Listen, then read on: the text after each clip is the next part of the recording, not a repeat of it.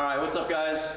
Checking back in with the E46 M3. I've been driving it daily in it actually since I finished the last job that you saw with the rod bearings and the power steering and all that. Good news, no issues. It's been running beautifully, no leaks, no problems with that. I did figure out what I'm gonna do next though. So there is still a slight shimmy on brakes. That is because the